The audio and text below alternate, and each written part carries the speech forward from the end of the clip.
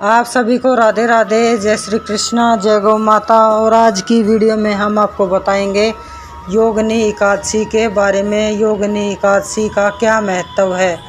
हिंदू धर्म ग्रंथों में हर एकादशी का अपना अपना अलग अलग महत्व बताया गया है। इन्हीं अलग अलग विशेषताओं के कारण इनके नाम भी भिन्न भिन्न रखे गए हैं। प्रत्येक वर्ष में 24 एकादशियाँ होती हैं।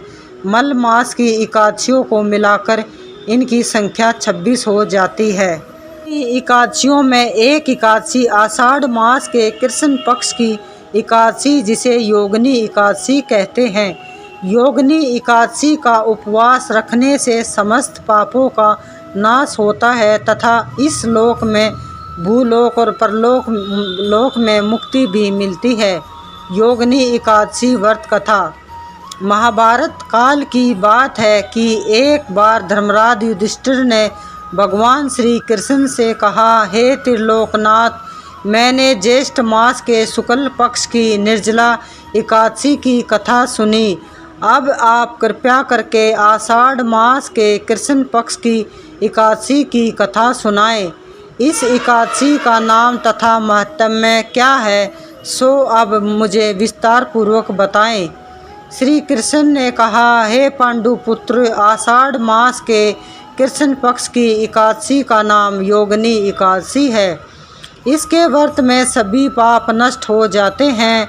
यह व्रत इस लोक में भोग तथा परलोक में मुक्ति देने वाला है। हे धर्मराज, यह एकादशी तीनों लोकों में प्रसिद्ध है। इसके व्रत से सभी पाप नष्ट हो जाते हैं।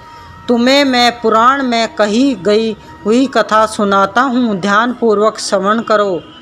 कुबेर नाम का एक राजा अलकापुरी में नाम की नगरी में राज्य करता था। वह शिव भगत था। उनका हेममाली नामक एक यक्ष सेवक था जो पूजा के लिए फूल लाया करता था। हेममाली को विशालाक्षी नामक स्त्री बहुत ही सुंदर स्त्री थी। एक दिन वह मानसरोवर से पुष्प लेकर आया, किंतु काम आतुर होने के कारण पुष्पों को रखकर अपनी स्त्री के साथ रमण करने लगा। इस भोग विलास में दोपहर हो गई।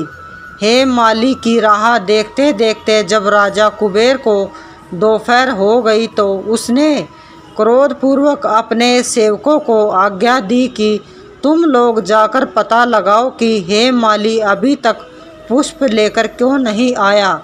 जब सेवकों ने उसका पता लगाया तो राजा के पास जाकर बताया, हे राजन, वह हेममाली नाम अपनी स्त्री के साथ रमण कर रहा है। इस बात को सुन राजा कुबेर ने हेममाली को बुलाने की आज्ञा दी। डर से कांपता हुआ हेममाली राजा के सामने उपस्थित हुआ। उसे देखकर कुबेर को अत्यंत क्रोध आया और उसके होठ फड़फड़ाने लगे। राजा ने कहा, अरे अधम, तूने मेरे परम पूजनीय देवताओं के भी देव भगवान शिवजी का अपमान किया है। मैं तुझे श्राप देता हूँ कि तू स्त्री के वियोग में तड़पे और मृत्यु लोक में जाकर कौड़ी का जीवन व्यतीत करे। कुबेर के श्राप से वह तत्क्षण स्वर्ग से पृथ्वी पर आ गिरा और कौड़ी हो गया। उसकी स्त्री भी उससे बिछड़ गई। मृत्यु लोक में आकर उसने अनेक भयंकर कष्ट भोगे, किंतु शिव की कृपा से उनकी बुद्धि मलिन नहीं हुई और उसे पूर्व जन्म का भी शुद्ध रही। अनेकों कष्टों को भोगता हुआ तथा अपने पूर्व जन्म के कुकर्मों को याद करता हुआ वह हिमालय पर्वत की तरफ चल पड़ा। चलते चलते वह मार्कंडेय ऋषि के आश्रम में जा पहुंचा। वहां ऋषि अत्यंत वृद्ध तपस्वी थे। वह दूसरे ब्रह्मा के समान प्रतीत हो रहे थे और उनका वह आश्रम ब्रह्मा की सभा के समान शोभा दे रहा था। ऋषि को देखकर हेममाली वहां आ गया और उनको प्रणाम किया और उनके चरणों में गिर गया। हेममाली को देखकर मार्कंडेय ऋषि ने कहा, तूने कौन से निकष्ट कर्म किए हैं जिससे तू कोढ़ी हुआ है। भगवान कष्ट भोग रहा है। महर्षि की बात सुनकर हेममाली बोला, हे मुनि श्रेष्ठ, मैं राजा कुबेर का अनुचर था। मेरा नाम हेममाली है। मैं प्रतिदिन मानसरोवर से फूल लाकर शिव पूजा के समय कुबेर को दिया करता था। एक दिन पत्नी सहवास के सुख में फंस जाने के कारण मुझे समय का ज्ञान नहीं हो रहा और दोपहर तक पुष्प नहीं पहुंचा सका। तब उन्होंने मुझे श्राप दिया कि तू अपनी स्त्री का वियोग और मृत्यु लोक में जाकर कोढ़ी बनकर दुख भोग। इस कारण से मैं कोढ़ी हो गया तथा पृथ्वी पर आकर भयंकर कष्ट भोग रहा हूँ। अतः कृपया करके आप कोई ऐसा उपाय बतलाएं जिससे मेरी मुक्ति हो जाए। मार्कंडेय ऋषि ने कहा, हे माली, तूने मेरे सम्मुख अत्यंत सत्य वचन कहे हैं, इसलिए मैं तेरे उद्धार के लिए एक व्रत बताता हूँ। यदि तू आषाढ़ मास के कृष्ण पक्ष की योगिनी नामक एकादशी का विधि पूर्वक व्रत करेगा तो तेरे सभी पाप नष्ट हो जाएंगे। महर्षि के वचन सुन हेममाली अति प्रसन्न हुआ और उनके वचनों के अनुसार योगिनी एकादशी का विधान पूर्वक व्रत करने लगा।